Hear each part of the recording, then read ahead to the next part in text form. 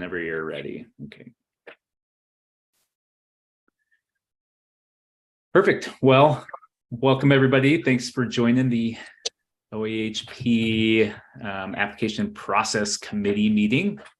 Before we get started, I just wanted to see if our chair, Doug Kramer, wanted to do any kind of welcome for us, and then we'll do a round of introductions. Yeah, I appreciate everybody that's on the call. One of the things we wanted to try and work out after the first round was a better way of applying for these grants. So I appreciate everybody participating and hope that we all come in with an open mind and see what we can accomplish. Thank you. Thank you, Doug. Okay, and then can we just go around real quick? I'll call on you and just say your name, whether or not you're on the commission, and what role you play if you are, or even if you are not on this committee. So I will start at the top, and I'll start with Woody. Woody Wolf, OAHP Commissioner, representing ag interests. Thanks, Woody. And then Kelly. Kelly Beamer, and work for the Coalition of Oregon Land Trusts. Thanks, Kelly. Nancy. I'm Nancy Duncrack. I'm the Department of Land Conservation and Development representative, and supposedly have some expertise in conservation easements, and I'm on the commission. Thanks, Nancy. Laura. Hi, Laura Masterson.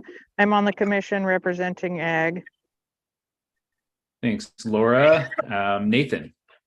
Nathan Jackson. I'm a commissioner representing tribal interests. Great. Russ. Russ Hoflick, on the commission representing natural resource issues. Thanks, Russ. Nellie. Hi, everybody. Nellie McAdams with Oregon Agricultural Trust, an applicant of the program. And just so you know, Taylor, I'm going to be dropping off my phone and then joining on my computer in a second. Okay. Look forward to seeing you. Barbara. Hi there, Barbara Boyer, OWEB board member, ex officio, non-voting member on the commission. Great. Okay. And then Lisa. Lisa Sharplow Hansen, Executive Director at OWEB.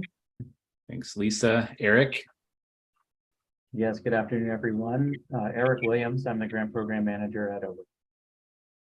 And Robin. Hey, everyone. Robin Meacher. I'm staff at OWEB. Okay, and then I'm Taylor Larson. I'm also staff at OWEB and coordinator for the Agricultural Heritage Program. And if I missed anybody, speak now. But I'm pretty sure I worked through everybody that's here. So thanks for joining us. Yeah, so just I'm going to try and facilitate this meeting real quick. And we're going to get some feedback from all you all on developing our solicitation process for the 2023 OAHP Conservation Covenant Easement solicitation.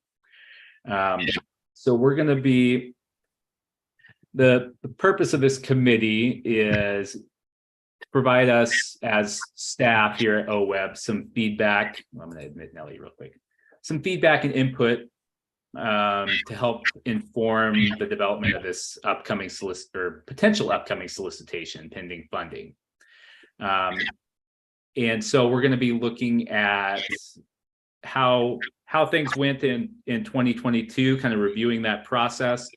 We're going to then be reviewing an updated 2023 application for the conservation easement offering, and then diving into areas where folks have input and or questions that can help us improve the whole solicitation going forward.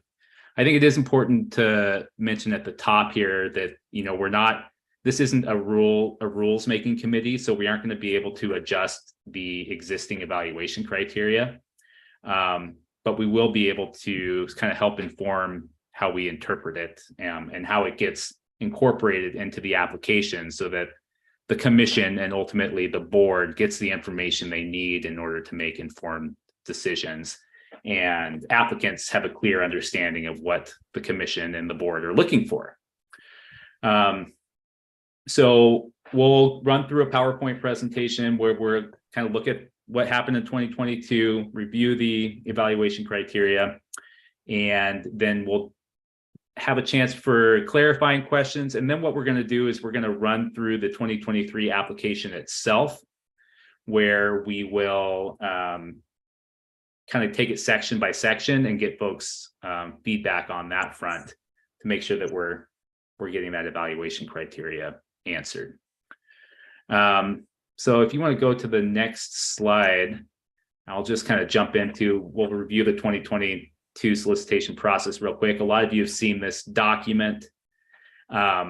This kind of lays out the timeline for how things happened in 2022 and serves as a jumping off point for how we can structure the 2023 solicitation. So you see we had applications due at the end of October, and then we went into our application review, which I'll touch on here in the next slide a little bit. There's a community engagement process that is spelled out in rule and as part of the evaluation criteria. And then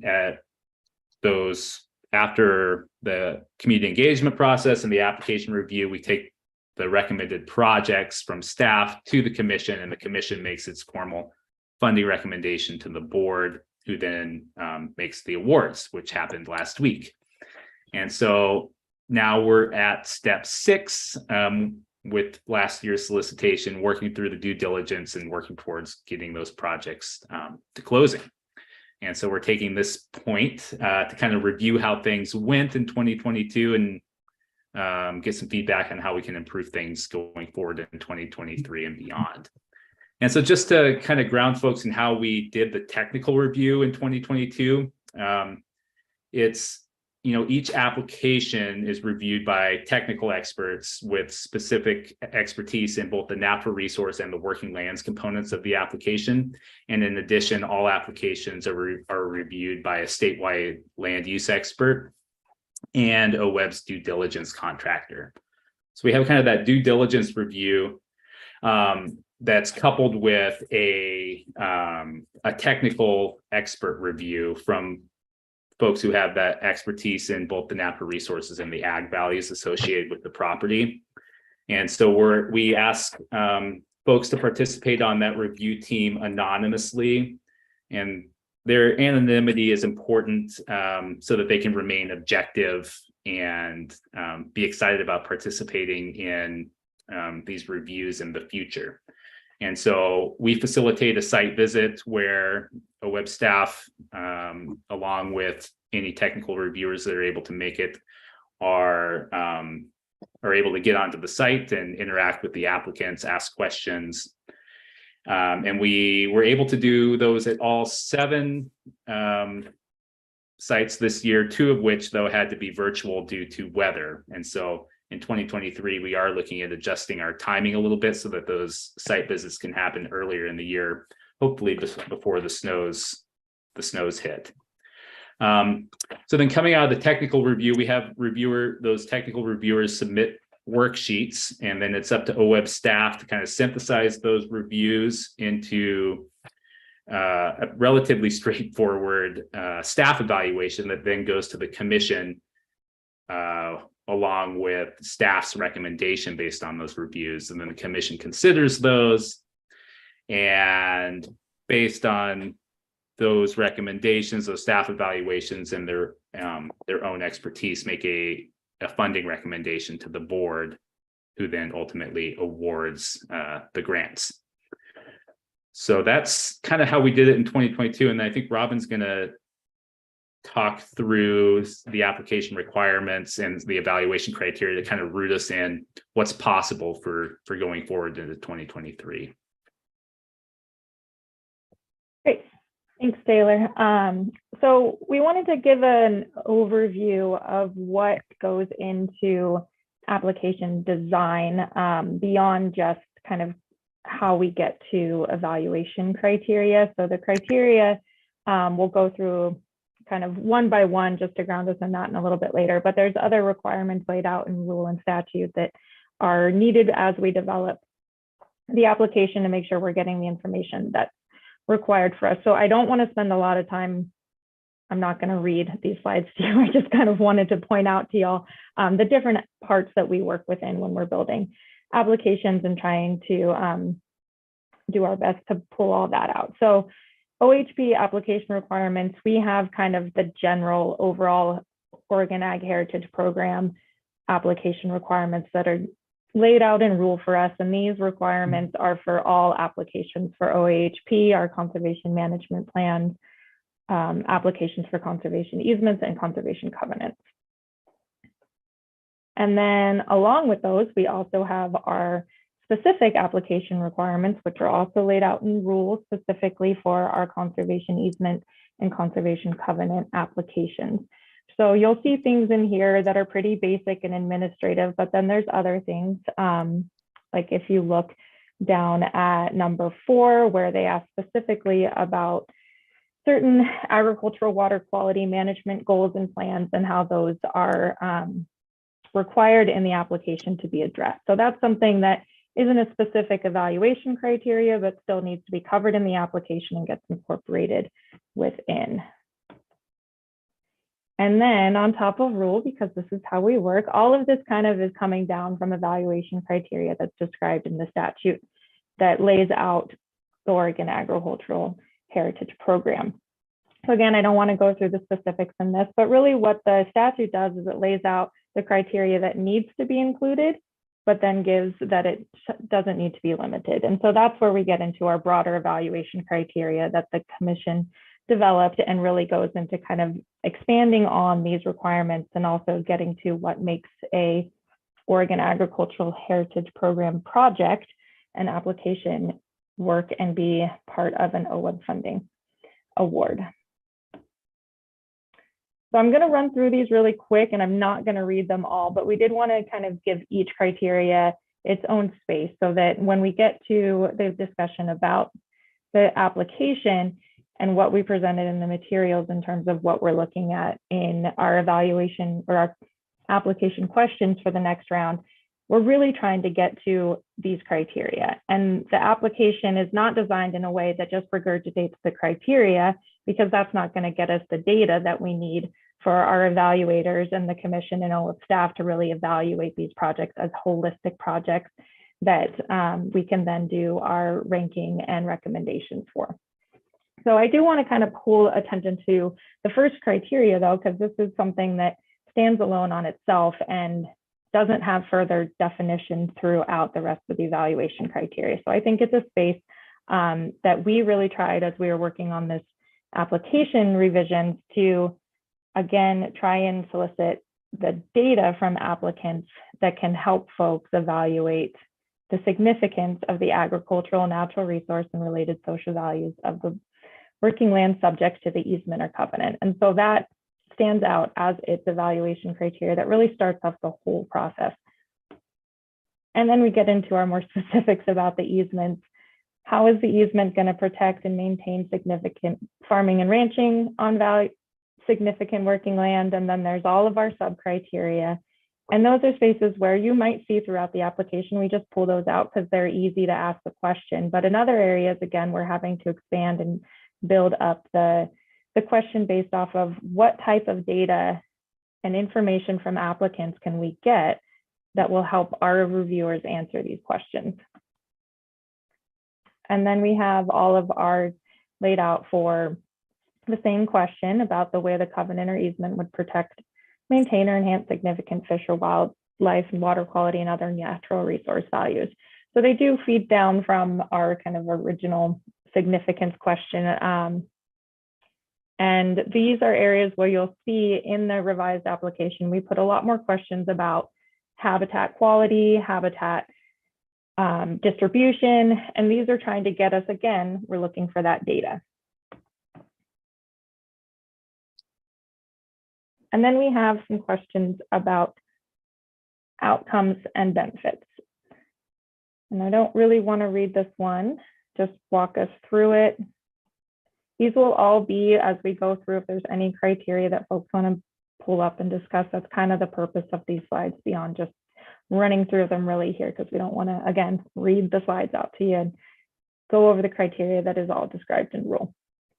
But I do want to touch a little bit on some of the criteria that gets evaluated a little bit differently in terms of for our capacity and competence of the applicant for the easement. So that's where staff and due diligence contractors really provide a lot of the information in our reviews. And that's partially because we're, with our application review teams, we're asking folks to look at those natural resource, the agricultural values, and our due diligence contractors and staff are really digging more deeply into the applicant and their capacity in providing review on that.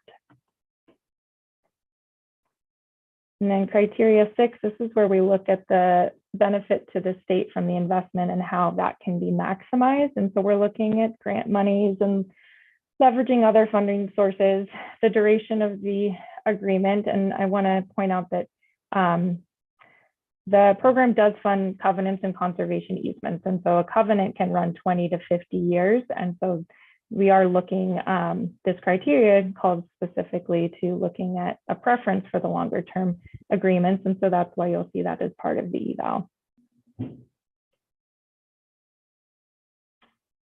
then this criteria speaks to the impacts from an easement or an associated conservation management plan on owners and operators of neighboring land. So this is something that we ask about in the application, and we work with our applicants to try and get what we can in terms of what are those impacts, will there be impacts, and that's because we have it specifically in the criteria. So again, we're looking at collecting that data that helps us make a determination as to how these evaluation criteria are being addressed.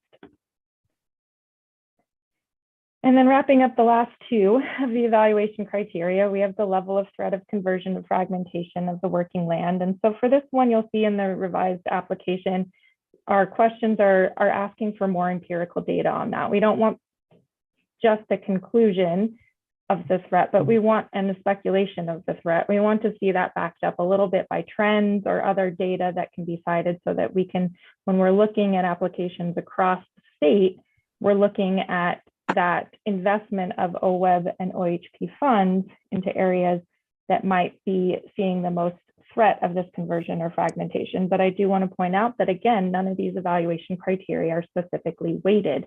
So this is just another factor that goes in as staff and the review teams and then the commission are weighing all of these evaluation criteria in the application. And then our last eval criteria is the soundness of the legal and financial terms of the proposed real estate transaction. So you will see also in the revised application, there's a lot more individual questions. So it's not necessarily asking for more, it's just asking for more specific detail as to what we're looking for to make the evaluation on the soundness and looking at the realty parts of the transaction. And that, again, is an area that our experts of the due diligence contractors are really digging in deeply to that. And so that's another way how we take our evaluation teams, our technical review teams, and the due diligence contractors and somewhat parse out the work to make sure that we're getting the people with the expertise looking at the parts of the application and weighing in on that. And that's what we have in terms of material for you all. So I'll pass it back over to Taylor, and I will stop sharing so we can bring everybody up. But if there's any specific time that you want me to pull a slide back up to reference the criteria during the discussion, I'm happy to do that.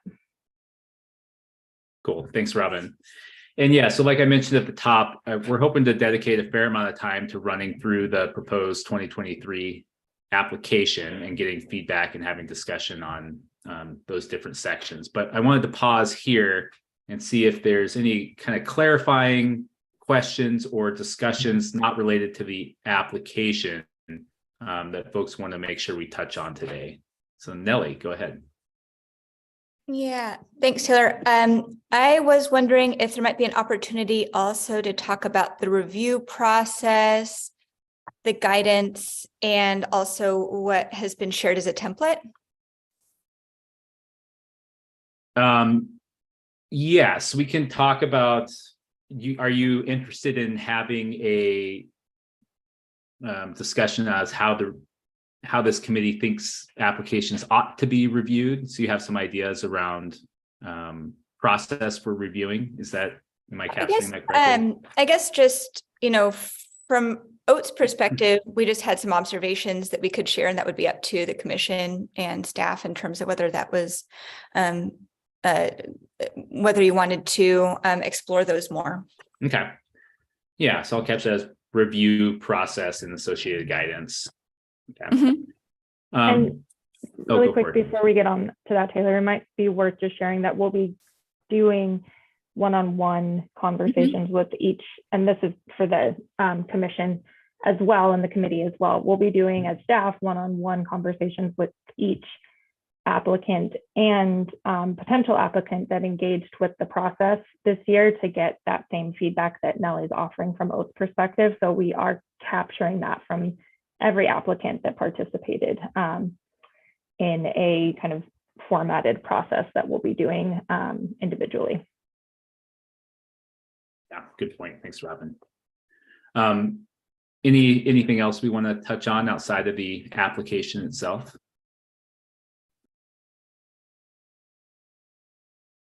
It looks like you might be talking, Russ, but you're muted. Thank you. On the review team process, Eric, I guess this is a question for you. I know that in the OWEB program, there is a very robust training for independent review team members. And I'm wondering if the same training is being offered to the Oregon Agricultural Heritage team as they go out and independently review the projects. Just the consistency, the quality from region to region, from member to member. I just want to get a sense of that as we review this process. Thanks, Russ. Yeah, it looks very similar to the other OWEB programs. If you take OWEB's open solicitation program, for example, with the 6 regional review teams, the OWEB staff, the regional program representatives, when they recruit new members onto those teams, they'll walk through the process and the expectations and how it all works. They also provide worksheets, review worksheets as guidance for how to approach it. And so those things also happen in Ag Heritage. The staff spend time with individuals before they're brought on to be leaders. The worksheets that they're provided walk through the materials that Robin just presented on how they're supposed to evaluate the application with respect to the criteria. So yes, the short answer is it looks very similar to the training provided to other technical. Thank you.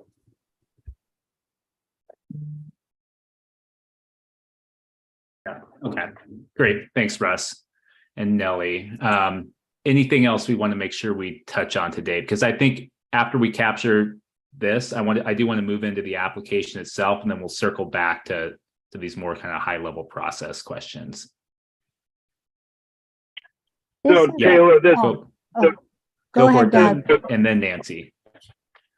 This is Doug Kramer. I guess I didn't get clarification whether we're going to allow Nellie to bring up the points that or the concerns of OAT. And second of all, I had concern after going through the first round that the reviewers put more emphasis on conservation than they did working farm or ranch lands. And I don't know if that's a fair criticism or not. It just felt that way reading through the reviewers, what the reviewers presented to us after everything was done. And if there's anything I'd like to see improved, it would be that the emphasis is on working farmlands, and as a minor, it's a conservation deal. We're looking for the conservation of working lands, not necessarily the conservation for wildlife habitat or some of those kind of things. Okay, so I captured that as a discussion around how evaluation criteria is weighted.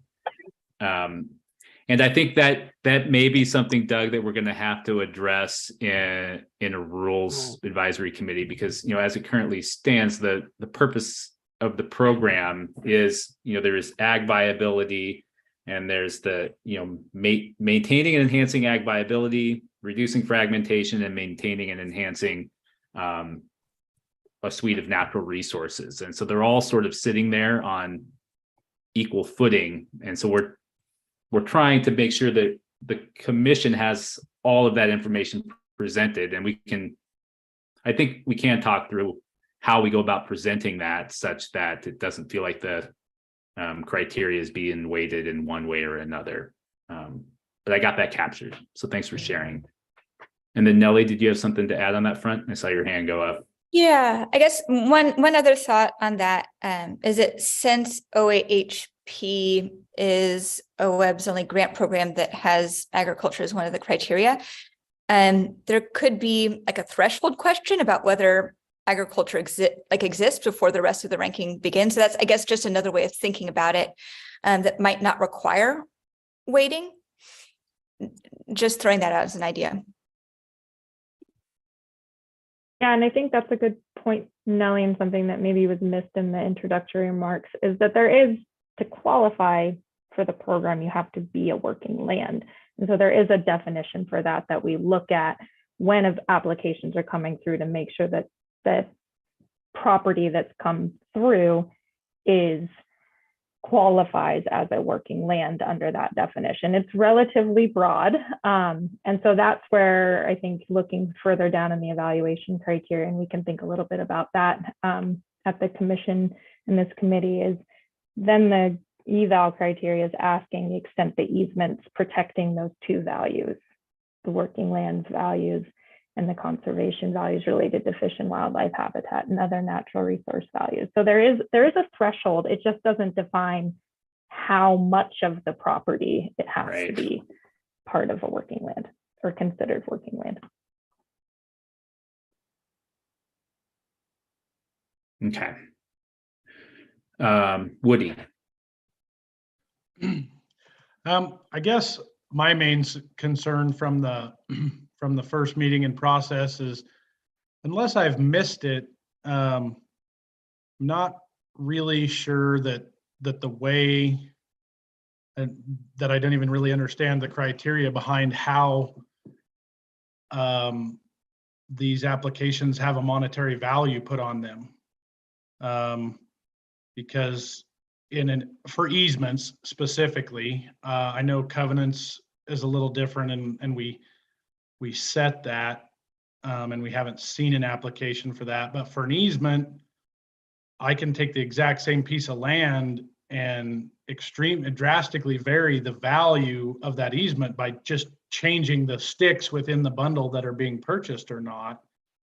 And if I'm not missing something, we award them an amount of money before there's an easement, which is going to delineate what the value is, and then an appraisal of those values. And I understand to do that would create logistical heartburn, but I don't understand how we can say, okay, we award you this amount of money when we really have no idea of the monetary value of what we just bought. Yeah, and I think maybe that's worth spending a little time on, so we can circle back to that. But just all that to say, I mean, we are only going to end up paying appraised value for the easement, but we just don't require those appraisals up front because they can be expensive and time consuming if the project is not going to ultimately be funded. So it's a lot. Yeah, and that was, I guess that was unclear to me. As long as those documents are looked at before the check is written and they don't get more than appraised value, then it's not really an issue. Okay. Yeah, that is definitely the case. Robin takes that very seriously, as do our due diligence contractors. Okay.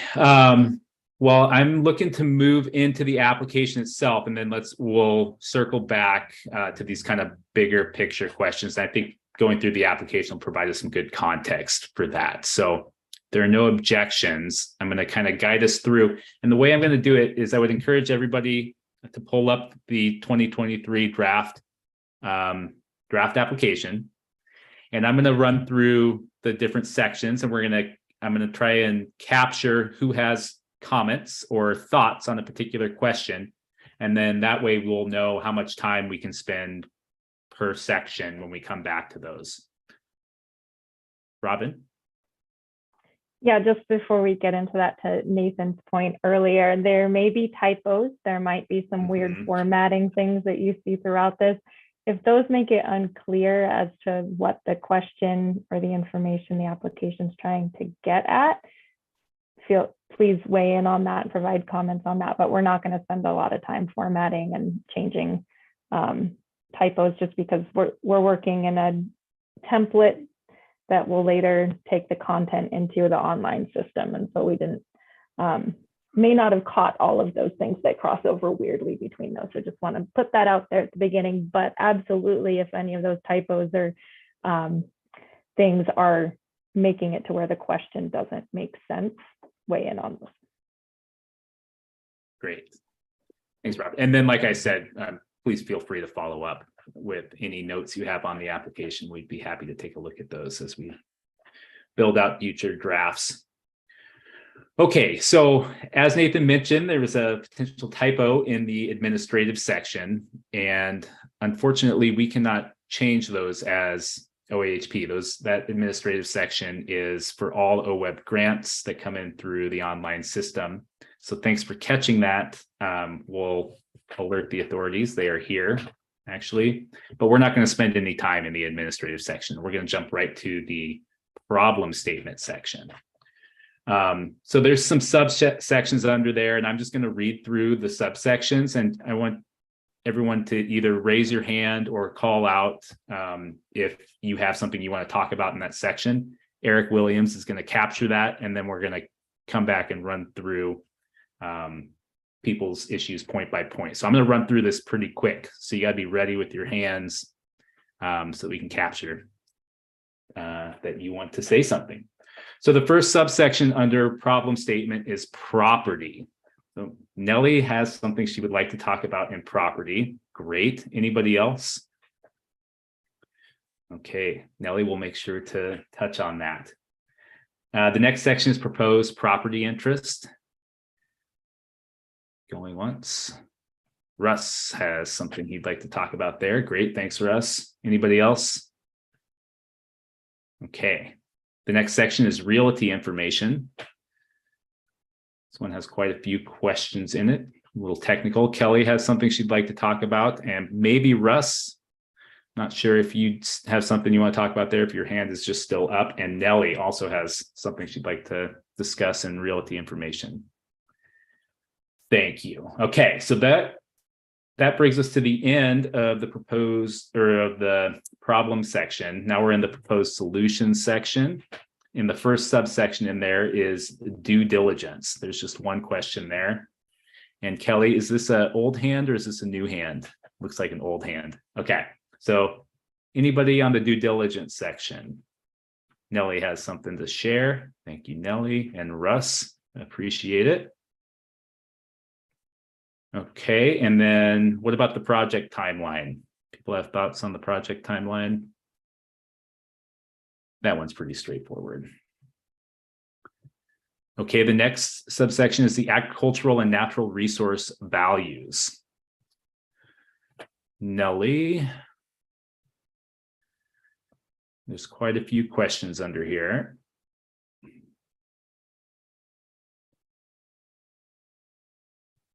And we'll just go ahead and take Kelly's comment as Kelly wants to talk here too, but thanks for getting that down, Kelly. And then agricultural and natural resource outcomes subsection. People have thoughts on this. Quite a few questions in here as well. So Kelly has some thoughts, as well as Nellie. Appreciate that. Okay, and then property management. Does anybody have thoughts on the property management questions and what we're asking for in the application?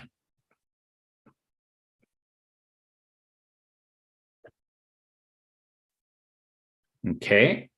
Oh, Nellie does. Okay. I was kind of waiting for that. I thought you might. Okay. And then the conservation context section. I think Russ has some ideas there. Thank you, Russ. Okay. And then the organizational capacity section.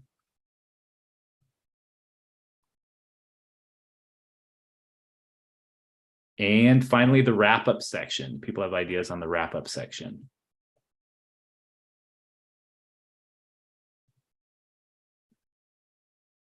Nancy, great. Okay, thanks, Nancy. Oh, and Nellie in the wrap-up section.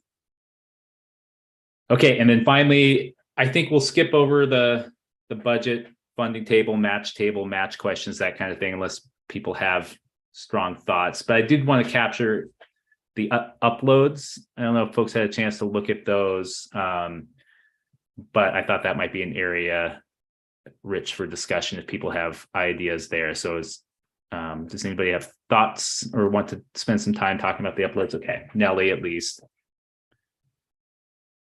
Great. Oh, and then I'm supposed to remind people, don't put anything in the Zoom chat because we're live streaming this meeting and that doesn't show up in the live stream. And so it's not good for a public meeting. Say it out loud. Okay. Well, thanks. And just if you didn't raise your hand, it doesn't mean you can't participate. I just wanted to make sure we're giving ourselves enough time to run through these. Russ, do you have something to add, or is that for uploads? Yes, I do. On the location information section, I would like to give you some comments. Okay. So again, the location information section is not something we're going to be able to do ourselves. It's an agency-wide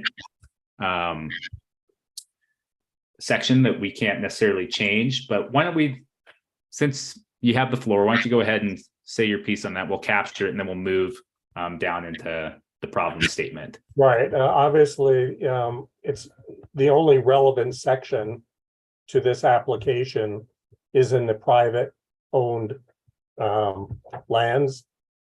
And it's probably confusing to applicants to have public land. What is the ownership of the subject property? Clearly, it's not a public lands program, nor is it specifically tribal lands, but it is private. And it's just, you're starting out with some confusing statements for the applicants.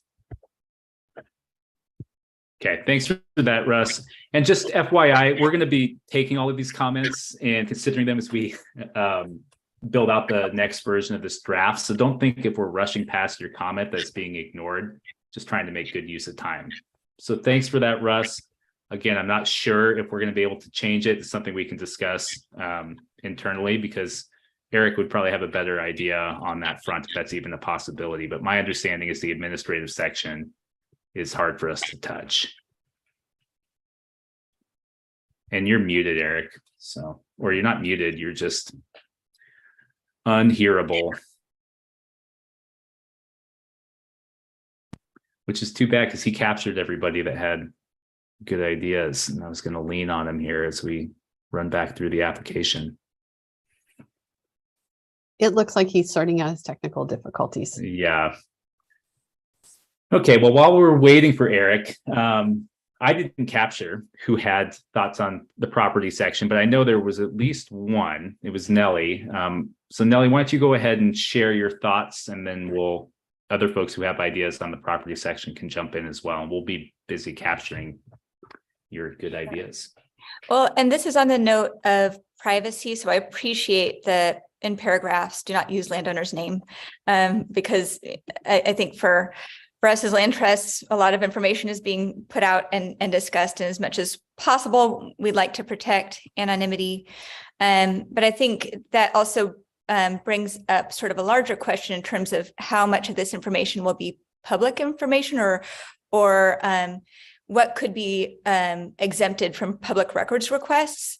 And it's our recommendation that baseline documentation and conservation management plans or management plans be exempted from public records requests. Sage grouse management plans are.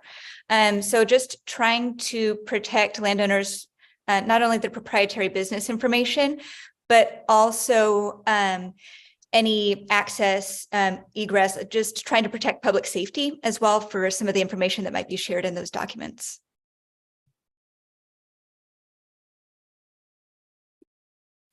Well, thanks for that, Nellie.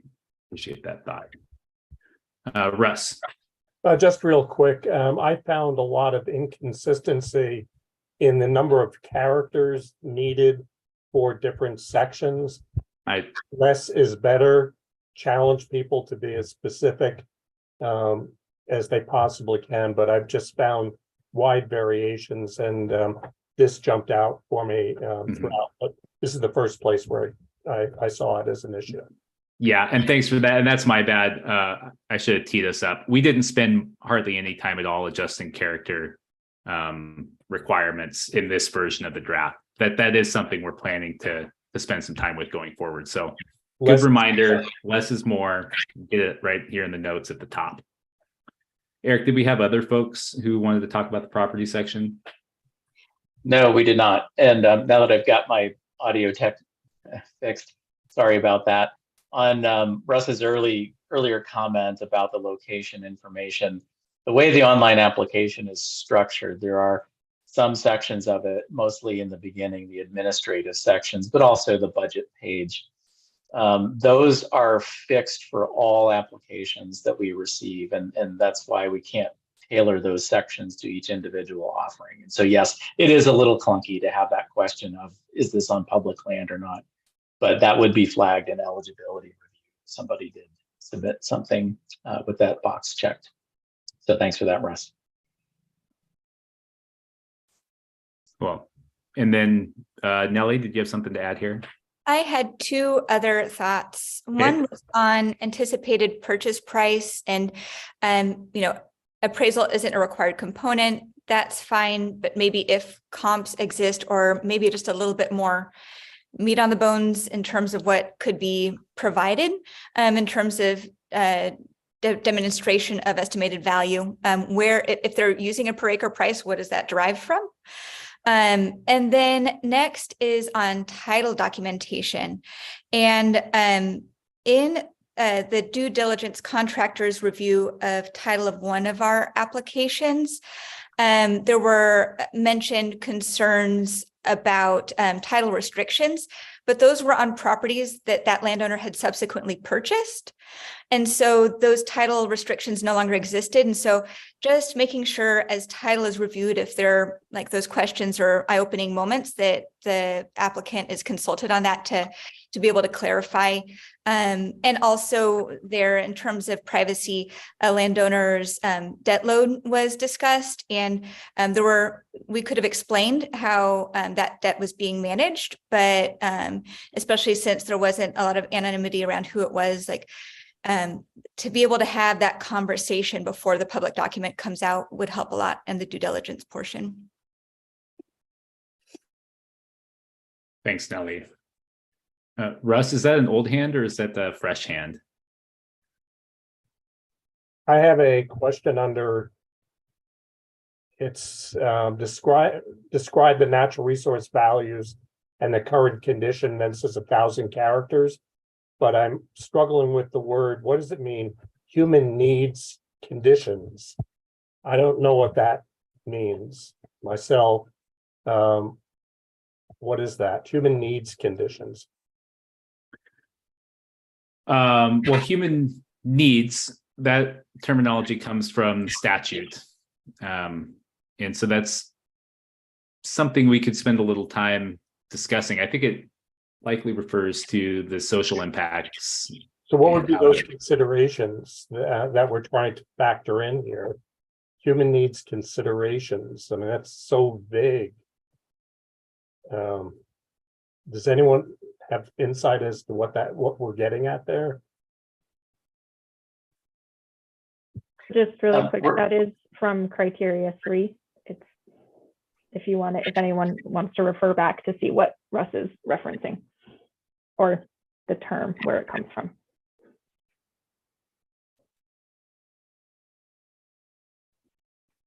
Russ, I'm seeing that it was speaking to energy, human needs. I think it was mainly to what a person would need as an operator or owner of that property to maintain all of its qualities, including agricultural and conservation considerations,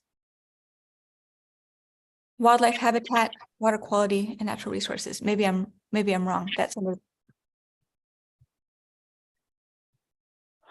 Yeah, I mean, it's discussed in criteria 3 alongside, improving soil, water, plants, animals, energy, and human needs. So I think it's like Nelly's. Is this getting to Doug's question about the specific needs of a farmer that need to be addressed? And maybe we need to clarify this to get to that intent. The human needs section could be an area where we dive in and provide a little more guidance or a specific evaluation criteria around that in the future. Because it is a bit high level. Okay, that was it. Thank you. Yeah, thanks, Russ. Appreciate that. And Barbara? It's to your point, Russ. I'm curious if it means more like, wells, power lines, structures. I'm wondering. I'm just trying, housing is kind of where I go with that. It's a strange statement though. I think you hit on it, Barbara. The commission talked quite a bit about that when they were going through the rules development, and it is those kinds of things that, yes, it's kind of a wide array of things that could be considered, and a little bit hard to pin down, but looking in the context of the criteria, as Robin pointed out, is how we're looking at it. I want to make sure we're staying on track though, because we've skipped a couple of sections here in the application. We're down on ag and natural resource values, but I don't know if we got Russ's question under proposed property interest. Did we get that one? It's a short section. It's just whether it's an easement or a covenant, but Russ raised your hand for that one. Yeah, proposed solution to what? No, sorry. The section is under, we're still on problem statement, which is the green major heading. And then we're looking at the blue subheadings. We went through property. You had raised your hand for proposed property interest, but maybe that was not intended. Yeah, no, my question specifically, as I was going through this section, was under the green proposed solution. Okay, yeah, we're not there yet. We're still in problem statement. Yeah. And then we were on realty information, and we heard from Nelly on that, but Kelly and Russ also raised their hands for the realty information section under problems statement. And maybe let's go to Kelly first, because Kelly might have something in proposed property interest as well. I wanted to know, Taylor, when in this meeting we could talk about the conservation easement template, because that section is upload draft conservation easement. Is there time today? Is this the section to talk I think this would be the section, but I don't want to get too bogged down because that's a big conversation. Yeah. But let's capture your feedback. Okay. And I ideas. honor that. I realize bringing this up could be a different meeting altogether, but from the perspective of the Coalition of Oregon Land Trusts, I just wanted to say that, our members are either accredited land trusts or on the pathway to accreditation, and conservation, they have the expertise to tailor easements to meet the needs of the property owners. And they're the ones that are legally owning and managing that easement. So the idea of a template easement and then groups being scored higher for using a template or lower for not using it is problematic from my perspective as somebody who's really I just see our members as holding that expertise and just want to advocate on the record for not using a easement template. And I don't want to get us down a wrong road. Yeah, no, I appreciate that, Kelly. And I don't want to get in a back and forth about it. So we'll take that comment and run with it. But we don't score people higher for using the template. It's more just provided as a resource for folks. That's cool. I do have something under realty information when we're ready to go there. Okay, I'm going to jump to Robin real quick, and then Russ, I think, had something here, and then maybe Nellie, and then back to you, Kelly.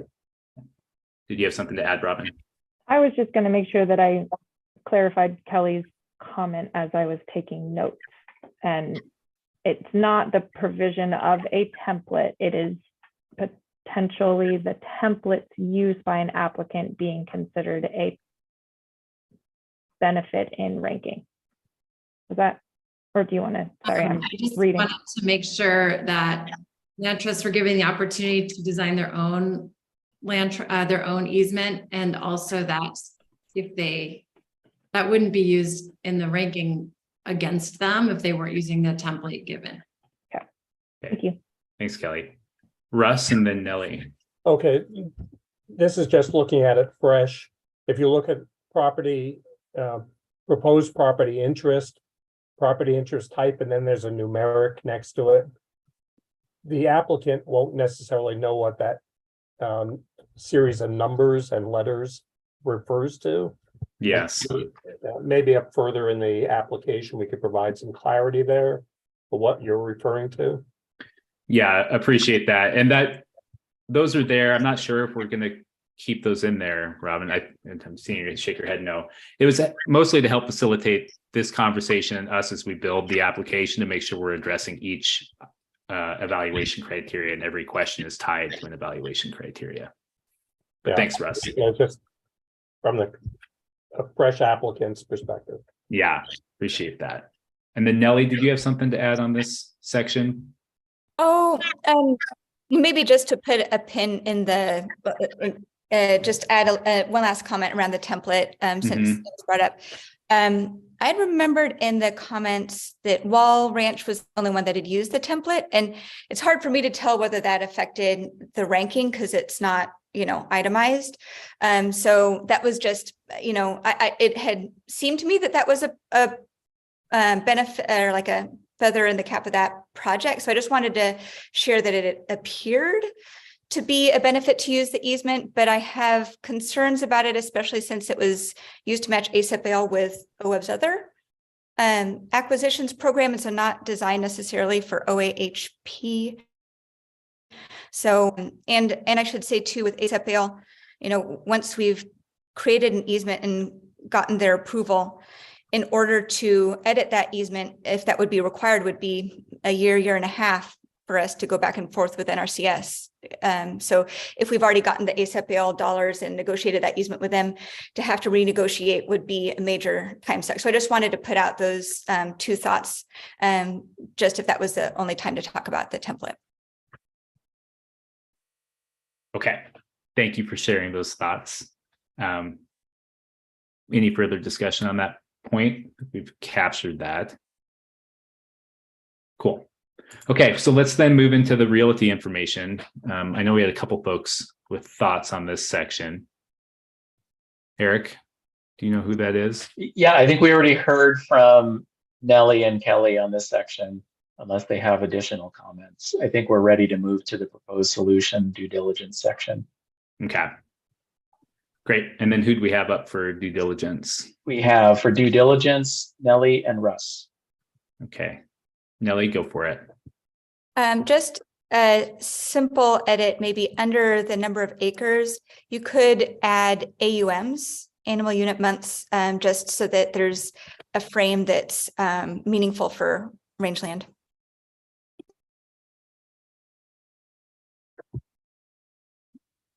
Robin, are you capturing where that? Maybe I'm in the wrong. Maybe we're talking I'm not about a sure different where you are, section. Nellie. The due diligence section is quite short. It's really just a sentence. And Oh, I'm sorry. I was in proposed solution, and then my bad. I jumped right down to agricultural natural resource values, which is it. So everybody wants to keep going there. Yeah. I understand why, and we're almost there. yeah, So- I think I mentioned my due diligence comments in previous, so you can skip over that. Okay. Sorry. Okay. And then Russ, did you have things to add on due diligence? As it relates to conservation context down further, but maybe you're not there yet. Okay, we're not quite there yet. So we'll hold on that. Anybody else on the due diligence section? We had nobody sign up for that, and Okay. no one for Nobody- project timeline. So All right, now we're can- on to the fun ag part. and natural resource values, and we had Nellie and Kelly for that one. Okay. So Nellie, you can continue with your thought here. My thought, I think, was fully expressed, unless I'm just- Okay. I got it. I know where to put the note now, so that's good. Okay. Kelly, did you have some things to share on this section? Yeah, this might be another shoehorn though. No, that's fine. I wanted to resurface Commissioner Jackson's comments in the March meeting around making sure we have a place to inventory cultural resources on these projects. I think it's really important to know, especially relating to tribal. And I don't know what section that goes in, but Okay. and I just want to put that on the record. Yeah, we do have a permitting section in all of our applications, and that's typically where we address cultural resources concerns. But I think there's space in here to also for the applicant to really expand on it in terms of the characteristics of the property. Yeah, and then Nellie, I'm gonna go to Nathan first. Nathan, go for it. That human services or human interest place might be the proper spot to, and specifically call out site cultural resource interests here. Okay. Thanks for sharing that good idea. Nancy and then Nellie. Sorry, I know I didn't sign up to speak in this section, but No, feel free. with regards to the water rights section, as a commissioner, I found it difficult, like when the reviewer sort of said, well, with climate change, there might not be enough water around. So the ag might fall apart. And it seemed sort of speculative. It was hard to evaluate that assertion. And I know you're asking for more detail in this application, but I think the more actual information that we have on the water rights and the better. And so that we're not just sort of speculating about future viability when we're evaluating the projects. Another quick just clarification to that. Water rights specifically or water resources in total? Or both? I'm more, I guess with my lawyer's hat on, I'm more interested in the water rights part of it. Yeah. And Nancy, is that along the lines of trying to tease out whether a particular water right is a wet water right versus a paper water right? Yes. Okay. Thank you. Nellie? I guess 2 points. One, to Nancy's, it might be interesting to tease out more the water resources, especially if long-term effects of climate change are to be considered as well. I know that some of the dry land, grazing land that we brought forward had been questioned about the future viability of water, although it wasn't necessarily irrigated. So just maybe some clarity around that. And then like the second to the last set of questions there about property size. It might be good to have a question about how this protected property fits into the larger agricultural operation, because there might be allotments, there might be leased ground, there might be other properties that the person owns but is just not including in this easement. And so maybe that's there, but having a really specific place to talk about how this property fits into the broader agriculture operation.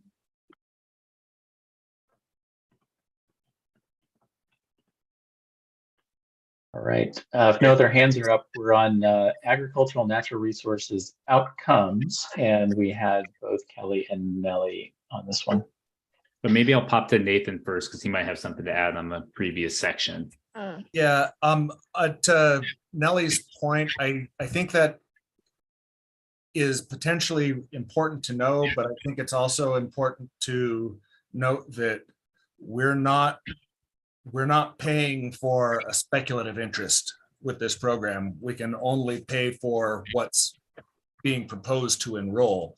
Now, if we talk about, this is phase 2 of 3, I think that carries a lot more weight. But if we've got 15 acres around the homestead and we're never going to do anything with the rest of it, it's a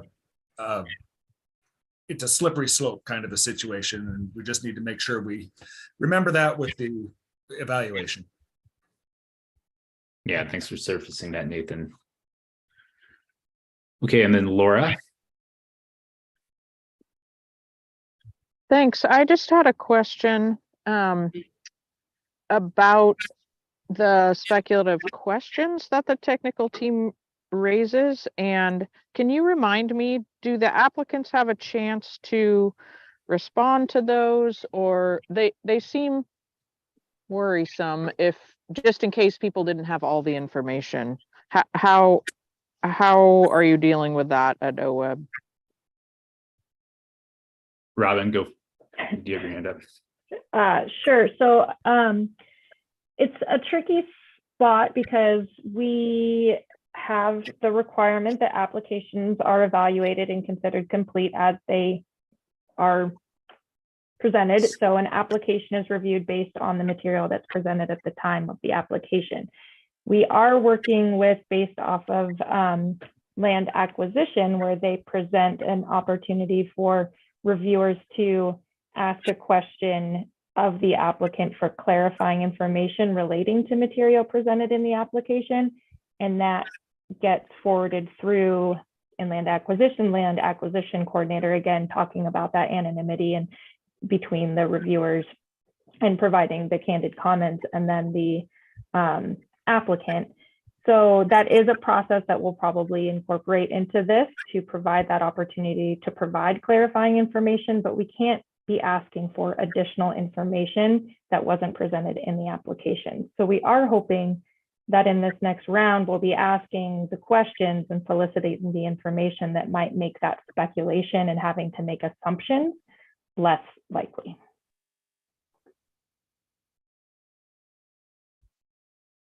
Cool.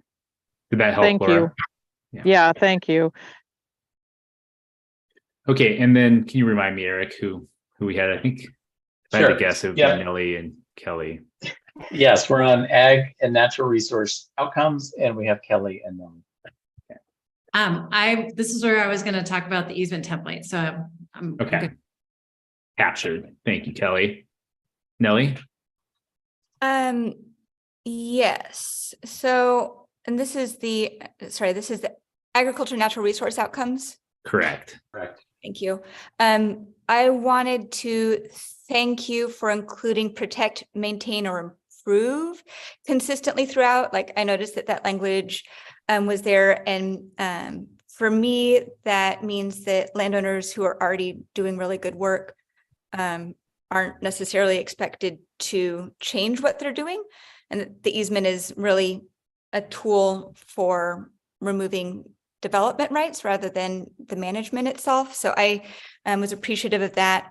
There's a question on page 9, or 2 questions back to back that seemed redundant to me. So I just wanted to throw that out. And how does the proposed covenant or easement address for the subdivision?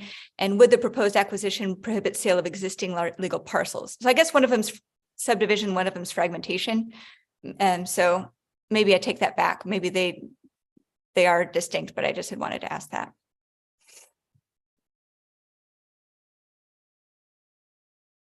Okay. I've highlighted them to consider whether we need both. So thanks, Nellie. Right. Yeah. Anybody else on this Project- section, Eric? No, project management is next, and we had Nellie for this one. Yeah, I raised my hand because this included the management plan piece. And I think in terms of the management plan, this might be part of guidance too, but specifying how much detail is required of an outline, because I know that the finalized management plan isn't necessary until after the award and before closing. So, not to dock applicants if it doesn't have as much detail as would be in a final. I would also say that, in my years ago when this program was being created, one thing that I'd had questions about that I wish that I would have asked a little bit more was the difference between a management plan and a covenant or easement versus the conservation management plan separate program. And I've been learning this myself.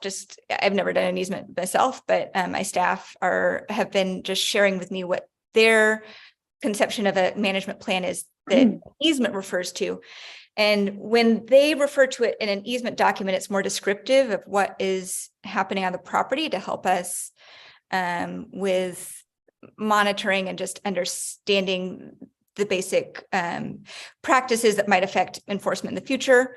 And then, but it's not prescriptive. So adding additional conservation requirements or proactive activities that are required of the landowner, I sort of see that as the CMP's job to add additional practices. And I guess I would be very careful of anything as an outside document that is referred to in the easement to make sure that it doesn't include terms that are not already part of the easement. And so, ASAPL doesn't require any management plan. ASAPL grasslands of special environmental significance, that management plan is only 8 pages. So just providing that for a frame. Okay. Yeah, that's helpful, Nellie. And we are planning to provide some updated guidance on what we're looking for as far as an outline goes and what we're looking for in the management plan itself. So glad to know you're looking forward to that. Anybody else on property management before we move on to conservation context? Okay. Eric, do we have anybody on conservation context? We do. Russ raised his hand for this section. Yes, thank you. In this section, and perhaps the one above, don't we also want to know if the property that is under consideration is adjoining a local, regional, state, or federally owned property that has some conservation status associated with it?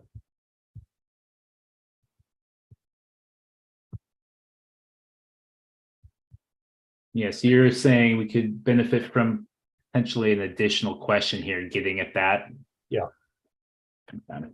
Would this be the place to get that information?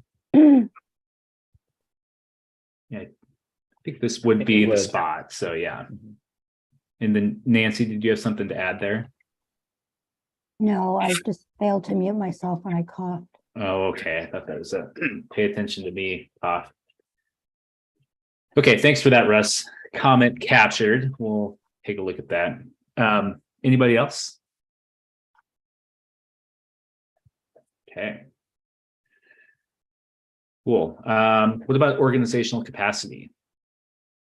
I didn't have anybody who signed up for that. Okay. Yeah, so this section, we ask a lot more questions if folks answer no to a couple of questions, including accreditation and terra firma insurance. So for some folks, this is a lot shorter section. For some folks, it's a longer section. But it seems like folks are okay with that approach. And for wrap up, we had Nancy and Nellie. Okay. Go for it, Nancy. So, in the wrap-up section, I was looking at the evaluation criteria. Mm-hmm. And not to do a Robin, but the evaluation criteria specifically talks about the impacts of the easement on owners and operators of neighboring lands and the extent to which there's a plan of engaging with the neighboring landowners about how to mitigate those any impacts. And I felt like this section missed the mark with regards to getting information that would help us assess how the project fell under that criteria. Because it's talking more about a meeting with county commissioners to talk about the project, which seems to be unrelated to assessing impacts on neighboring landowners.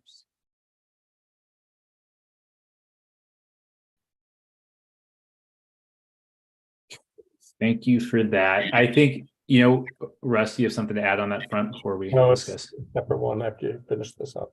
Okay.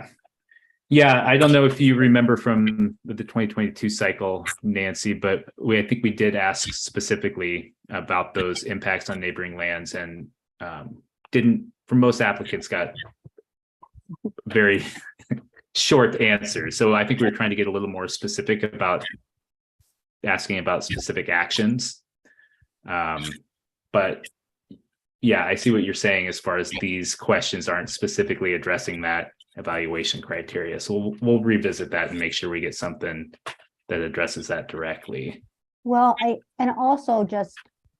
not sure that we want to rank something higher because the applicant has engaged with their county commissioners.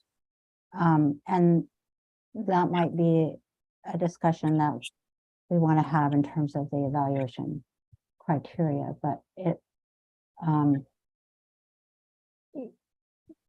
as we've talked about, these are private transactions, and asking the applicant to go public with them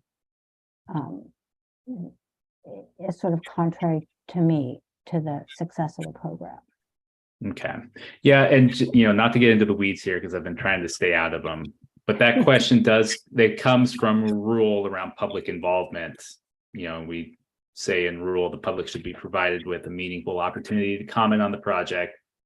And then in a manner consistent with this, the governing bodies of cities and counties with jurisdiction in the area will be provided written notice. And so it's just kind of us trying to get a sense of where that conversation's currently at. So whether or not we need that in the application, I think is a good question. But it is something that we're on the hook to do to a certain degree. So we're just trying to get a sense of what our starting point is. Mm-hmm. Cool. Russ and then Nellie. Sure, I'm jumping up to this section here that really is getting into the applicant's financial strength as an organization. Okay. We're asking, again, 3,000 characters per question, which seems an extraordinary level of weight for this particular element of questioning. But there is one that I think is, I want to caution here in the question that you have. Describe the applicant's annual independent financial review or audit. Audits do not have to be annual. They may be periodic, but to imply that somebody has to have an annual audit is not a standard approach. You may want to take out the word annual, and you'll be fine. But that notion is for a nonprofit organization, it doesn't have to be annual. I just want to clarify again, the character limits that are throughout this document were not given any sort of consideration as we were putting this together. So I would encourage you to just ignore them altogether. They're not implying any certain weight or expectation in those yet. We have not gone through and worked with other folks on application design on specific character limits for these questions. Thank you. Comment captured. Thanks, Russ. Okay, Nellie. Thanks, Taylor. Yeah, my thoughts are more to what Nancy had been speaking to, and maybe I can start by providing a little bit of context from my understanding. There's at least one statute, maybe two, and one rule that are at play in the whole notice piece. So ORS 271-735 applies to any acquisition of an easement by a body of government, and sort of sets up a notice provision for easement acquisitions by bodies of government. In my reading, it's silent on nonprofit acquisitions of easements. And so from my reading, that notice isn't required. Now, OWEB might have another notice requirement in its administrative rules that apply to all programs. I'm not sure of that, but I am, definitely the statute that applies to governments only applies to notifying other bodies of governments, not to supporters or opponents or neighbors, generally speaking, and sort of sending a letter around the block. So that's where I believe that the notice standard exceeds the statute, certainly for nonprofits, but also maybe for bodies of government. And then the other piece is, Nancy, as you read, criteria 7.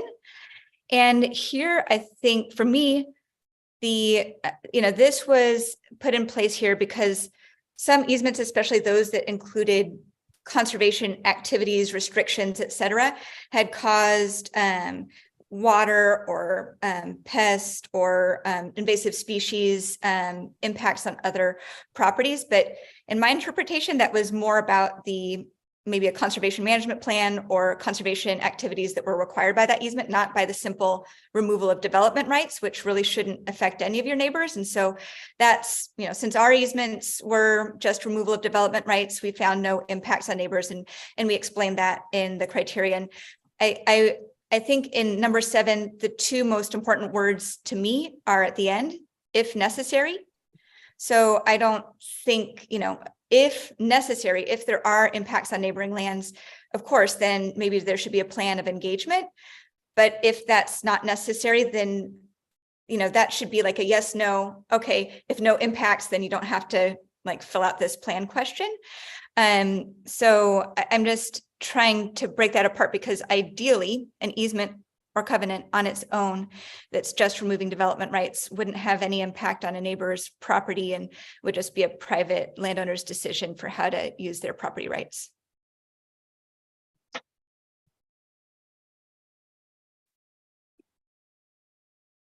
Cool. Thanks, Nellie. Yeah, there's a lot there. And we can go down a statutory rabbit hole, but I think there is some nuance, and we do have to get some information so we can address that evaluation criteria. And there is some rule around public engagement that doesn't refer to that specific statute. So we'll tease that out, and we'll take a really close look at it and make sure we're not asking folks to do more than they need to on that front, but we're still making sure that we're meeting the intent of the program. Thank you, Taylor. And thank you for all of the conversations that we've had to understand this and pull it apart. I really, really appreciate staff's time on this. Yeah, this is the fun stuff. Okay, anything else on wrap up section? Okay, so then the last thing I wanted to touch on, see if anybody had thoughts. We're asking for uploads as we go through this application, but just wanted to take a second. At the end of the application, there's an uploads table. Some of them are required uploads. Some of them are not. Some of them will be restricted from public view. Some of them will not.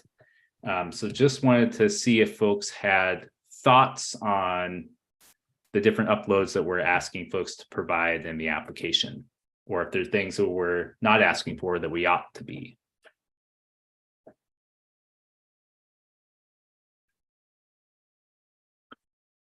Nellie.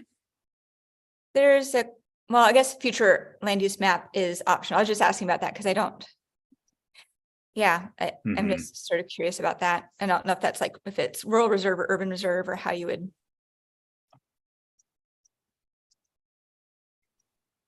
It's referred to earlier in the application under a question that's asking if the easement is contemplating or going to have or an associated management plan any change of use of the land.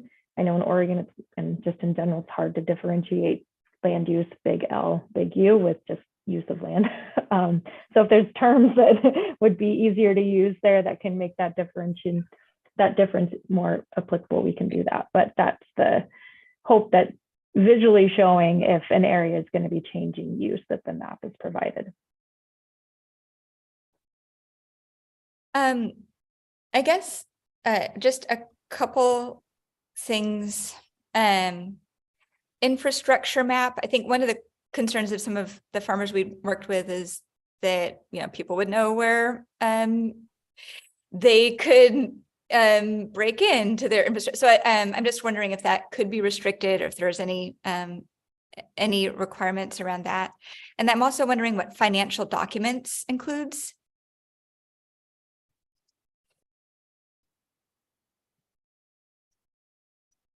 The financial documents is again in reference to a question earlier up in the application. I believe it's it might be the, and I think Taylor and I actually, it's defined further up where it says reference or upload financial documents.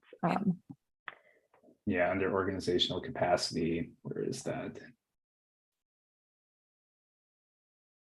I'll find it, but Kelly, if you want to go with your question, Nellie, I'll point you to it here in a second. Thank you. Just looking at that appraisal piece, and I want to just comment that I really appreciate how this current application added more around valuation, because I felt like watching they're just, I feel like we were stumbling around that. How do we really know the value? We're allocating, you know, scarce resources across a lot of projects, and like, really, what's our best, how do we, without an appraisal, how do we really show the work that gives the commissioners a sense of, is this right on? Or, so I would, I know that there's a piece up on page 5 or 6 where you added, like, you know, show us your explanation of why this number, but could there also be an upload appraisal / property valuation paperwork, like something that might add some comps? I'm just thinking if I were a commissioner, I'd be like, oh, that makes sense. I'm looking at a comp of a property that's similar, just some space for some uploads there. Yeah, okay. It's a good idea. Let's see. And then Nellie, the financial document is called for in the organizational capacity under the first question, but it does need a little more clarification as to around what we're looking for. It seemed to me like in that context that it was looking at our stewardship endowment, and I would really love if that could be confidential or just not publicly available, because that just makes me nervous about cybersecurity and stuff. So I think maybe just, and like, this is my first time really thinking about, because I didn't know what restricted meant when I first looked at this.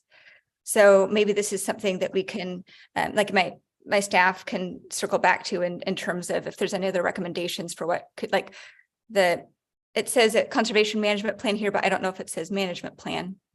And are we using CMP as a term of art, and then a management plan is just how we, so maybe distinguishing those and making that confidential if possible. And then just one sort of technical note is if it could be as easy as possible to upload these without restrictions on the titles of the documents, just to avoid the download issue last year.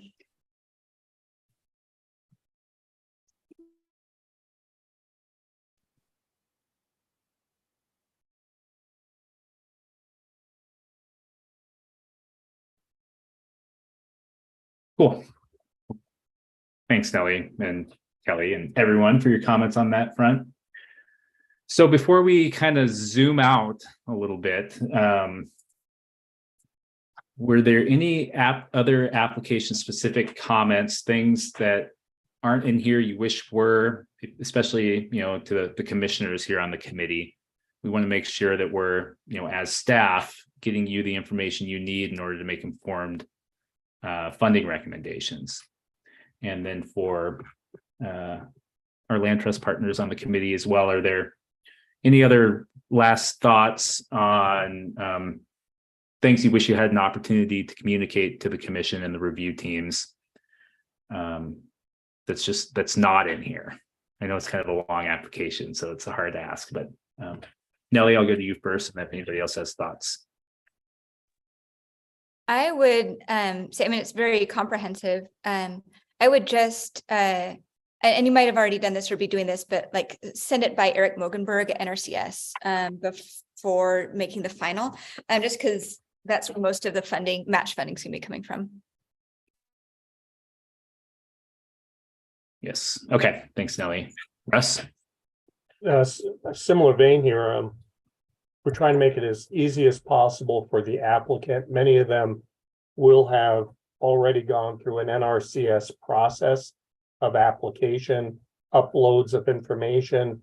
And if we could use similar language and just ease of transfer of information from federal application to the state application, would really, I think, be welcomed by those who are applying for the funds. They've worked through the best practice, obviously, through many years of efforts working with many states around the nation. We're the newbies in this field. Yeah, it's a good point. We do want to align as much as possible. We can try and align our questions to the greatest extent possible, but we also have to make sure we have totally different evaluation criteria. So we need to make sure that we're addressing that too. Yeah, it's with it's an art. With the agricultural community, questions have been honed across the nation in a way that has stimulated great input and support from that constituency. So the best practices are out there, and just trying to gain access to it. It may, if staff were to spend a little time, extra time on outward assessments of and asking for the best practices of other states, I think you might benefit at this point.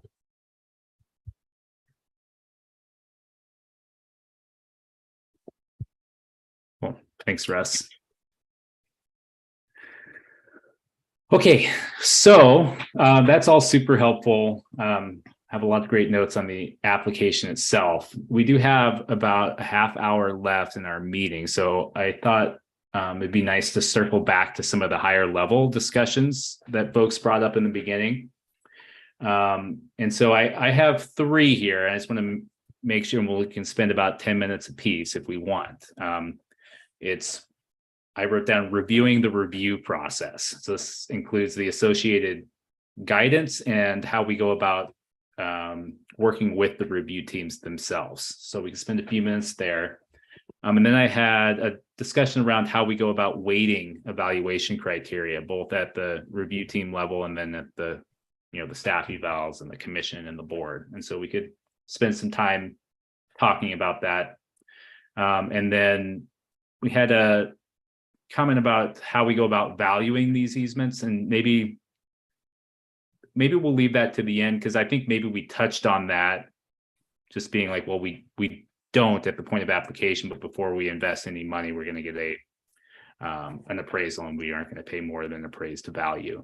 So if anybody wants to make sure that we spend a little more time talking about valuation, we can do that. But if nobody speaks up right now, I'm going to cross that off the list, and we're just going to talk about the review process and then specifically criteria and how we go about weighting those. So Woody, did you want to talk about valuation? Okay. Great. Oh, Nellie, did you want to talk about valuation? The only thing that I would say in terms of valuation, just to throw out there for consideration, is to clarify, and maybe this is already there, but really clarifying that partial funding might be awarded. So the applicants are on notice. And other programs, especially, once we have enough money for 20 applications, some of them might have something that says no project can use more than 33% of funds unless available funding exceeds the funded applications. So like if you wanted having a percentage cap.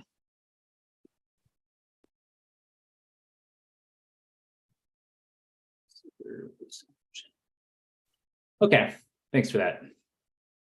So let's talk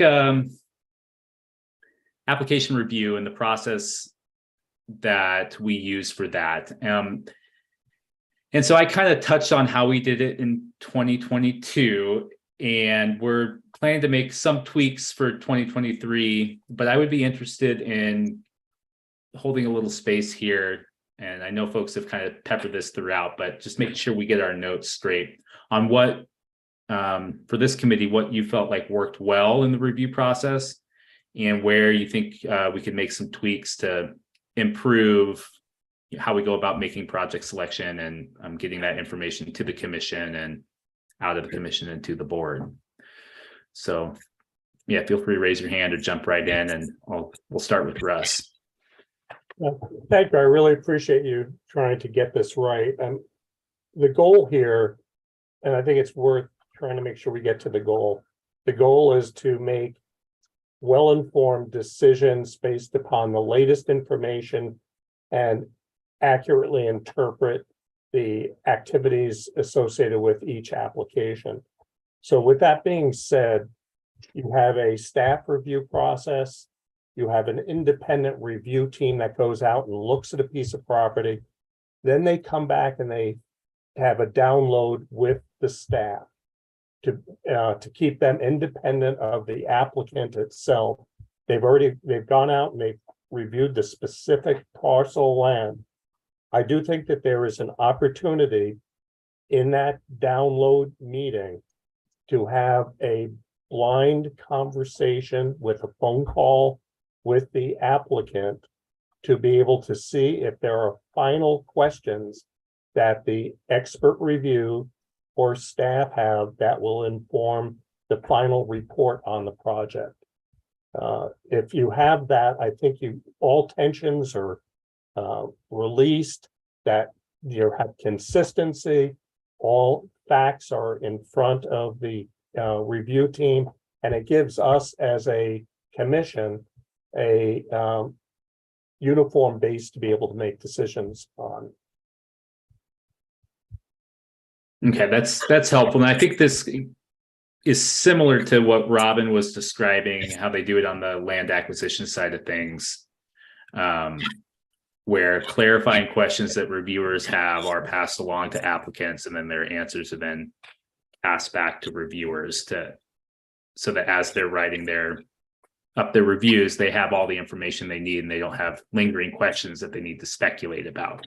Would that satisfy what you're getting at, Russ? I think there's a live give and take where the staff is facilitating the Q&A to protect the identity of the independent review, but there's a chance for a conversation that is live that allows for greater clarity of context of whatever the issues may be on the project.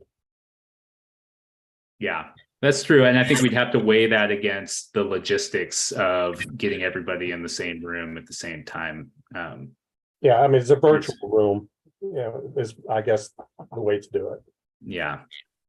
Yeah, Okay. it also opens up other considerations around equity as well, in that we're very careful to make sure that we're evaluating what comes in at the application deadline and not taking new information. And as much as we emphasize that point, it's often hard for particularly an applicant who maybe, realizes that something wasn't included in an application, but then wants to expound upon that. And that raises equity issues because, other applicants who maybe who did thoroughly address the questions in the application, they're kind of, for that hard work, they're kind of put at the disadvantage of, well, everybody got the chance to close the loops and fill the holes in their applications at the last minute. And so I'm not sure how we could facilitate that kind of a conversation equitably. And that's one of the reasons we got to what Taylor was alluding to for the land acquisition program with written questions and answers. Do know though that adds significant time to the review timeline. You know, we're beyond 6 months now to like 7.5 months in the land acquisition program, because we added those feedback loops in. That was, you know, we worked with Colt to do that, and people understood that going in. But just know that if we wanted to put those feedback loops in here, it may extend our review process timeline. Cool. All right, thanks, Russ. I'm going to go to Laura and then Nathan. Thanks, Eric. I appreciate that. And I remember that from being on the OWEB board, and I appreciate that. And I think being on the commission this time, it was a little challenging to have some, speculation basically from the technical committee arise and not be resolved or not have the question answered. So to me, it's less about, did somebody forget to put something in their application? It's more like, did the technical committee raise an issue that wasn't anticipated by anyone, and can we close that loop? So I just wanted to clarify that, at least in my question earlier, that's what I was asking, to make sure, if possible, with as much equity as possible, those kinds of questions get answered and aren't left hanging, because certainly when the time comes for the commission meeting, we can't answer them there. Thanks, Laura. Yeah, and that's what Robin was alluding to earlier when she mentioned that our goal here is to make sure we're rewording some of those questions that generated that kind of speculation, so that we are making sure that we're calling for the information that the reviewers need. Did you have something to add, Robin? I saw you came up. Yeah, I just wanted to point out and that the process of having site visits with the review team does give a little bit of that opportunity for the reviewers to be engaging specifically and asking for that clarification of information provided in the application while on the site with the applicant. And just to the evaluations that were then provided by the reviewers, they are considering that. And I just want to say that it could become quite a snowball of back and forth where reviewers are asking a question, and if they still don't feel like there's clarity given the application, the applicant's answer, then that goes into the evaluation. And for whatever reason that clarity is not there, whether it was part of this process, and I do want to also just point out that there is some, you know, the candidness that a reviewer feels that they can come to these with is also something that I think they all grapple with, because for all of these reviewers, they're parts of the community, they know the applicants quite well, and so they do very much value having some level of removal, at least that was the experience this year, from the applicants when they were providing the feedback, because they are reviewing colleagues and friends in many of these areas. And so I just do want to, I think whatever process we do end up with is really going to make sure that we have reviewers feeling confident in providing candid review of applications. And so appreciate kind of working through what that looks like to make sure we're getting the level of kind of candidness we need, but also transparency for folks knowing the process. Yeah, thanks, Robin. Nathan, did you have something to share? Yeah, I think there's kind of a double-pronged approach to this to solve this, and that is when we see these questions arising from the review team, let's make sure we revise the application so that those questions don't occur in the future, which is what we're doing today.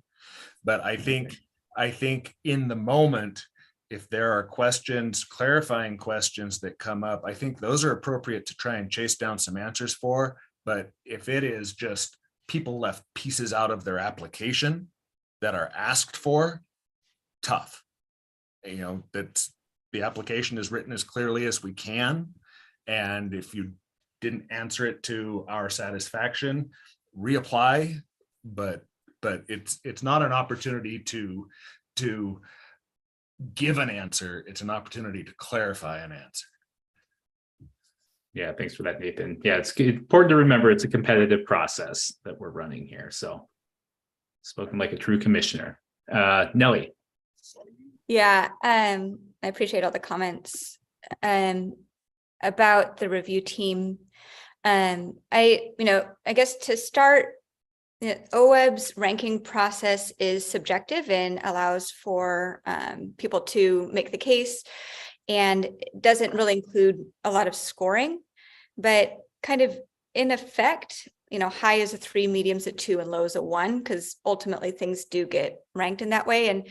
And I would say, just for clarity for review team, clarity for applicants, I don't know that I saw like a strong definition of what high, medium, low were. So that might be something to flesh out, because it does sort of affect the ultimate ranking.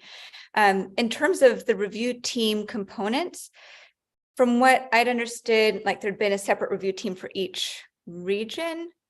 And I think that makes a lot of sense for like open solicitation, where you don't want, one person to have to review 105 applications and to be an expert in all of these places. But it also does create a little bit of inconsistency. And if we do just have, 7 to 10 applications, can there be a core group? And then we add on, an ag and conservation specialist per each region, so that there's at least, a consistent voice looking at each of these projects. And maybe I don't understand, but the review team selection, but, there was in Southeast Oregon, there were some comments about dryland ranching as being non-viable, when these ranches have been operating for a couple decades in a MIGAD route. And if we're talking about climate resilience, like not having to rely on water is pretty great. And so, just some of those comments can really flavor whether something ends up being high, medium, or low ultimately. And while the site visit is a really great way to ask these questions, it just so happened that we didn't get site visits in person for 2 of ours because of snow, which is, I understand that we're changing the time frame of that, but I think Wall Ranch had like 14 people at their site visit. So like there's like a bit of a disparity there in how many of the people who are making these scoring considerations are at the table. So I just wanted to bring those items up. Yeah, appreciate that, Nellie. I think it's an area that we're exploring, the sort of balance between a core group and regional experts. And there's always going to be trade-offs there, right? You're going to get more uniformity if you have a larger core group who are reviewing all the applications, but you're likely going to miss some of the nuance associated with a particular region or operation. And so we're trying to find that balance. And I think we're exploring, I don't want to put words in Robin's mouth, so stop me, Robin, if this is not the direction we're going, but we're exploring sort of beefing up the core group and relying kind of almost as you described, like pulling in some expertise from the particular region to sort of inform that discussion, but have more of a core statewide team to help give more uniformity to those reviews. But that's an evolving process. And as far as site visits go, I appreciate your feedback on that front. And I think, part of it is it's on the applicant themselves to organize the site visits. And so it's a team effort to make sure we get dates on the calendar, get the weather we need, get the logistics lined out so that as many reviewers can participate as possible.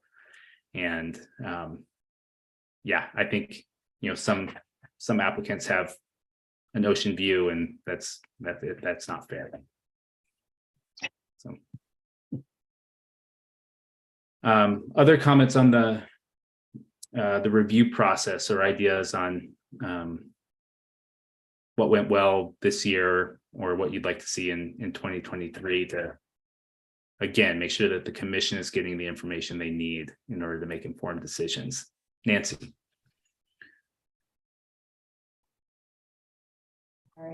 Sorry, it took me a minute.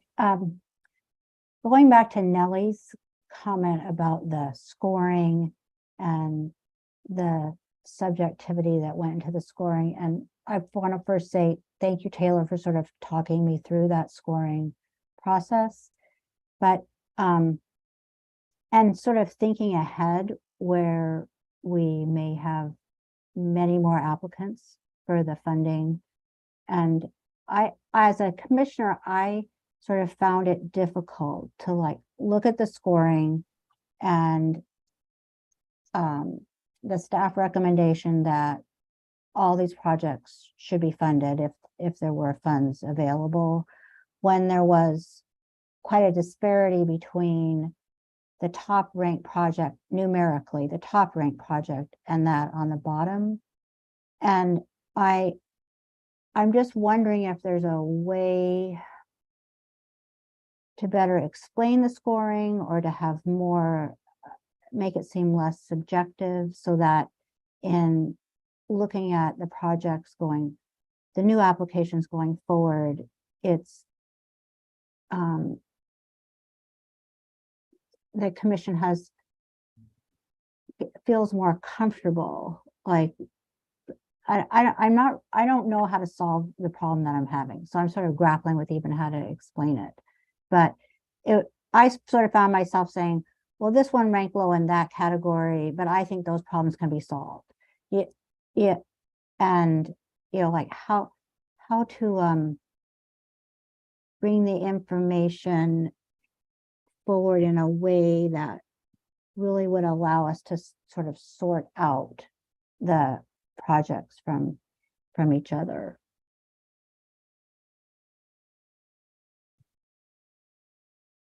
I wish I had a snappy answer for you, but I think that, I mean, that is the challenge, right? We have this set of evaluation criteria, none of it weighted.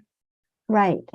And so, we kind of took it this past round. Our job as staff is to give the commission all the things to consider as it relates to that particular evaluation criteria, and then try to determine roughly to what extent the application demonstrated that the project is addressing that evaluation criteria. And so it's, you can look at it with like, oh, this one had a long list of strengths and a few concerns, but it doesn't really show you, well, this one concern is, a potentially really big problem, or this one strength makes this the best, the strongest project on this particular criteria. And so that's what we're working with as far as statute and rule go, is an set of evaluation criteria that isn't weighted.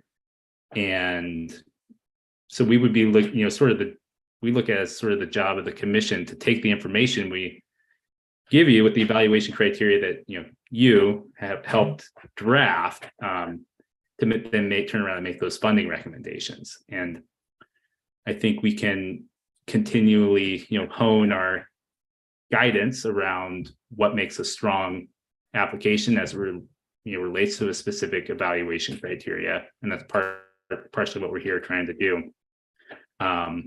But unless and until we get in and start tweaking the evaluation criteria and rule, I just my head starts to spin a little bit as to like, well, what would be most useful for the commission coming in these staff evals, because it's we want to get you all the information, but we also want to get you the most pertinent information.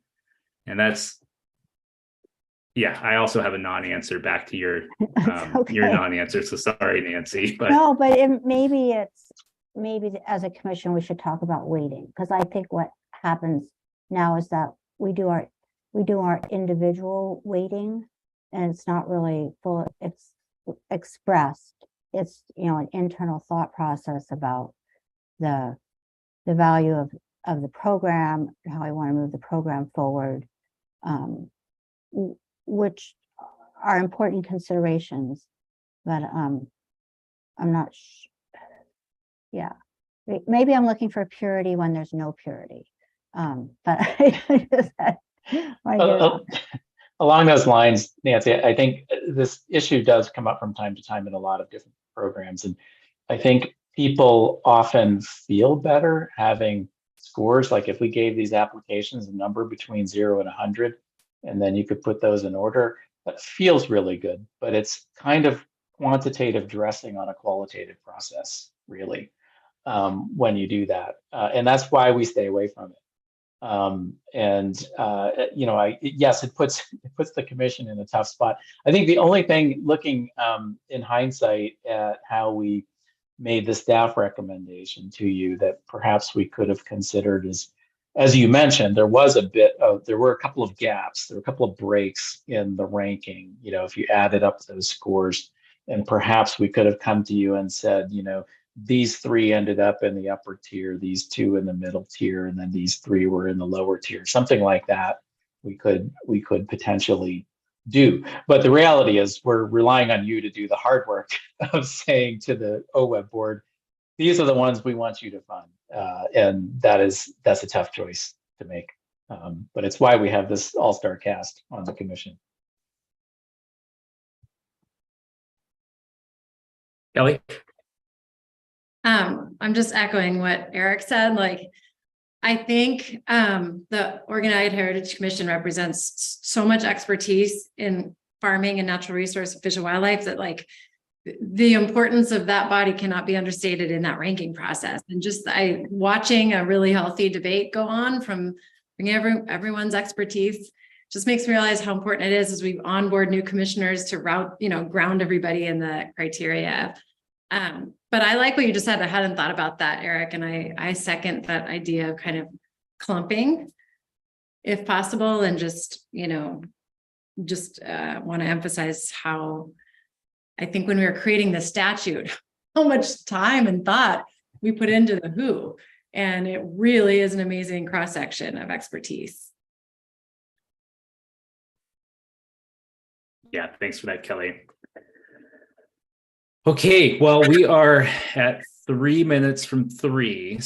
So any last burning thoughts, I would welcome them here. And otherwise, I just want to let you all know, we've been trying to stay in listener mindset here and not getting much of our staff's opinion. So we're going to take all of this, try and incorporate it, consider it as we build the 2023 application. And then at the June commission meeting, we're going to kind of be presenting the solicitation plan for the upcoming conservation easement and covenant solicitation.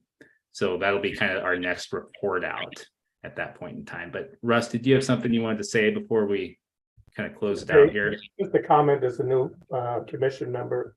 I just want to thank Lisa for facilitating this really open dialogue, and for Robin, Taylor, and Eric for driving what I thought to be a very efficient, open, constructive conversation. This was really professionally well done, and you created a climate where people were safe to make constructive input to meet our common goals. And I just wanted to thank you for your time and process. So thanks, Russ, for that. But really, the all-star team is Eric, Robin, and Taylor, and the thought that they put into the framing. So they did exactly. They did an amazing job. I just got to take it in to think about it, some more as we move things along. So thanks, team. Yeah. And then did you put your hand up, Russ? Do you want to respond to Lisa? Okay. Yeah. Well, I just want to say thank you to everybody who's on this committee. It's super valuable for us to be able to receive this candid feedback. We're trying to make this the strongest, most impactful program we can, and we can't do it without all y'all. So really appreciate your willingness to spend a sunny afternoon with us. I know it's probably not the most exciting thing you could be doing, but it is really important to the health of this program, and it fills me up. So I just want to say a big thank you to everyone's willingness to share your wisdom with us. It's much appreciated. And then if Doug is still available, you are our chair, Doug. So I wanted to turn it over to you to see if you wanted to say any closing words and adjourn this committee meeting. Okay, I want to thank everybody, just like Russ did. I really appreciate staff's effort to tee up the issue and get the input. And I appreciate the commissioners and the applicants for coming to this meeting well prepared and ready to give their feedback. So it accomplished what I envisioned when I set up this committee, and I thank you very much for doing that. Well, thanks, Doug. And thank you everybody again for joining. Like I said, we'll be back at it at the June commission meeting. So we'll see you all there, if not sooner. And don't hesitate to reach out with questions or good ideas in the meantime.